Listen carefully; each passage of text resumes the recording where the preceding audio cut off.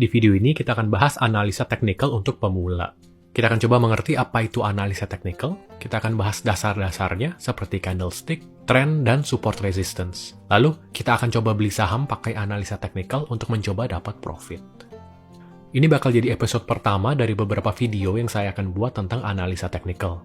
Jadi jangan lupa subscribe agar tidak ketinggalan video berikutnya ya. Analisa teknikal adalah usaha memprediksi pergerakan harga dengan menggunakan data aktivitas pasar di masa lalu. Umumnya digunakan untuk jual beli jangka pendek, bisa dalam hitungan menit, tapi bisa juga dalam hitungan bulan. Dan ini digunakan tidak hanya di saham, tapi bisa di forex, crypto, futures, semuanya bisa. Yang kita mau pelajari dari aktivitas pasar adalah perilaku para penjual dan pembeli di pasar tersebut. Jadi kalau dibandingkan dengan analisa fundamental, saat analisa fundamental kita mau menganalisa kinerja perusahaan. Di analisa teknikal, kita sebetulnya mau menganalisa behavior para pelaku pasar.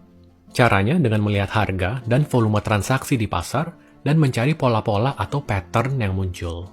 Analisa teknikal bukan hal yang baru, bahkan candlestick yang nanti kita pelajari itu awalnya sudah ada sejak 300 tahun yang lalu di Jepang. Dokumentasi pertama candlestick ada di buku oleh Munehisa Homma, seorang pedagang beras di tahun 17 ribuan. Dia menggunakan candlestick untuk menganalisa pergerakan harga futures beras. Lalu di dunia barat juga sudah populer sejak lebih dari 100 tahun yang lalu. Misalnya yang terkenal tulisan-tulisan oleh Charles Dow, yang sekarang dikenal dengan Dow Theory. Sampai sekarang nama indeks di Amerika ada Dow Jones Industrial Average, itu Dow-nya adalah dari si Charles Dow.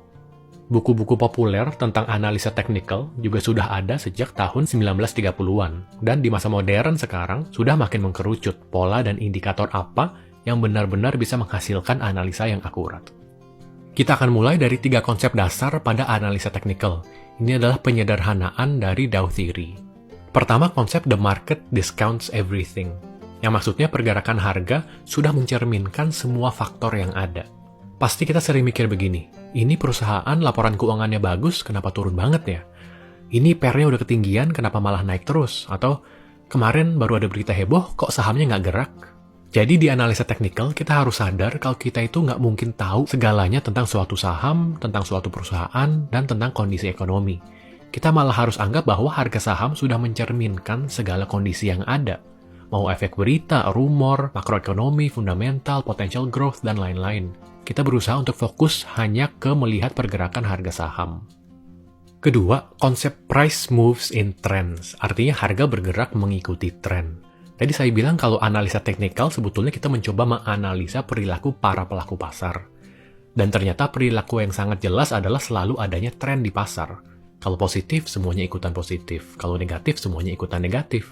Nanti saat analisa teknikal, kita akan selalu mencoba untuk bisa mengidentifikasi terbentuknya suatu tren. Ketiga, konsep history repeats itself, yang berarti sejarah itu berulang. Setelah bertahun-tahun, ternyata perilaku manusia tidak pernah berubah. Yaitu kadang rakus dan kadang panik. Dan ini kelihatan di pola-pola yang terbentuk, yang ternyata berulang terus dari tahun ke tahun. Polanya itu lagi, itu lagi.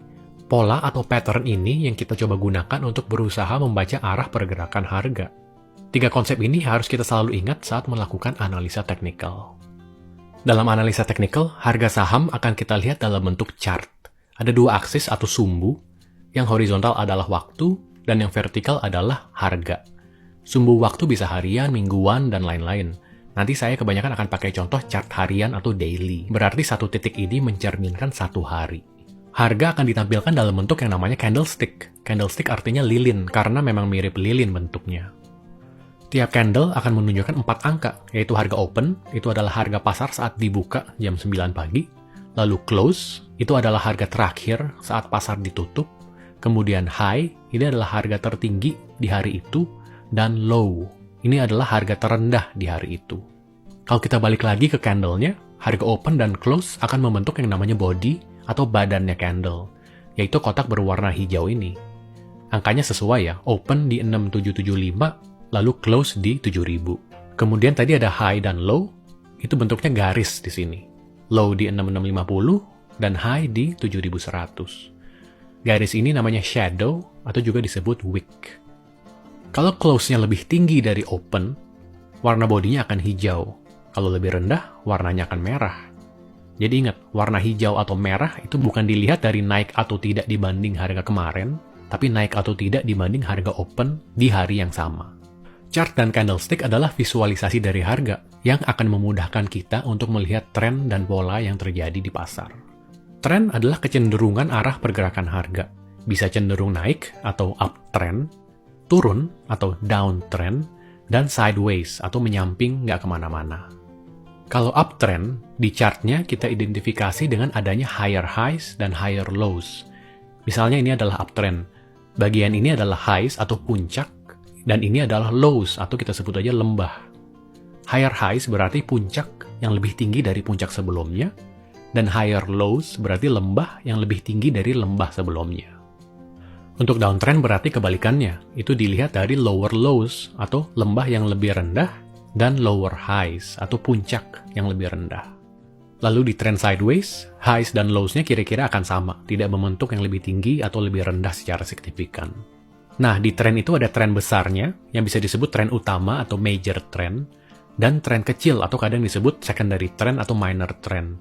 Misalnya kita lihat di chart ini ya, ada trend besarnya, tapi di dalamnya juga ada trend kecil, dan di dalamnya lagi bisa jadi ada trend lebih kecilnya. Lalu ada support dan resistance yang juga akan jadi konsep yang sangat penting untuk dimengerti. Support dan resistance itu seperti tembok psikologis yang terbentuk secara natural di pasar.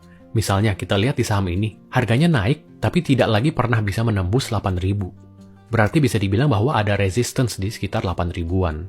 Bisa jadi para pelaku pasar mayoritas memilih untuk menjual di sekitar harga segitu karena secara kolektif kita semua sudah menganggap bahwa 8.000 itu udah tinggi. Dan itu terjadi secara alami aja di pasar. Kebalikannya, support itu akan terbentuk saat mayoritas pelaku pasar menganggap bahwa harga sudah cukup murah untuk dibeli. Kelihatan dari munculnya area yang mirip seperti lantai di sini. Dan harga sulit untuk turun ke bawah karena di harga ini aja mungkin udah diborong oleh para pembeli. Ada banyak titik yang bisa dipakai sebagai support dan resistance. Bisa dari high dan low sebelumnya, bisa berupa garis trend, bisa moving average, bahkan bisa angka genap seperti 8.000 atau 10.000. Saat support atau resistance ditembus, harga akan terus bergerak untuk mencari support dan resistance berikutnya. Dalam analisa teknikal, adanya support dan resistance ini akan kita gunakan untuk mencari saat yang tepat untuk menjual dan membeli. Misalnya dengan beli di support, jual di resistance, atau beli saat tembus resistance. Tentunya waktunya nggak cukup untuk dijelaskan sekarang, nanti saya akan buat video khusus untuk bahas. Selain itu, nanti di video berikutnya kita akan bahas satu-satu juga, seperti pemakaian volume transaksi. Itu angka penting yang harus kita lihat selain harga. Terus moving average, yang kita bisa pakai untuk mengidentifikasi tren sebagai support dan resistance, serta untuk memilih waktu beli dan jual. Ada Elliott Wave, cara memproyeksikan pergerakan harga berdasarkan pola 5 wave. Terus Fan Principle, itu cara mengkonfirmasi bahwa tren telah berbalik arah. Kemudian pola candlestick seperti inverted hammer, dan pola besar seperti cup and handle dan double bottom yang dipakai untuk memprediksi kenaikan harga. Lalu ada Fibonacci, itu angka-angka yang sering ditemukan di alam yang ternyata sering akurat dipakai untuk memprediksi harga saham, dan indikator lain seperti MACD dan RSI, semuanya saya akan buat di video terpisah.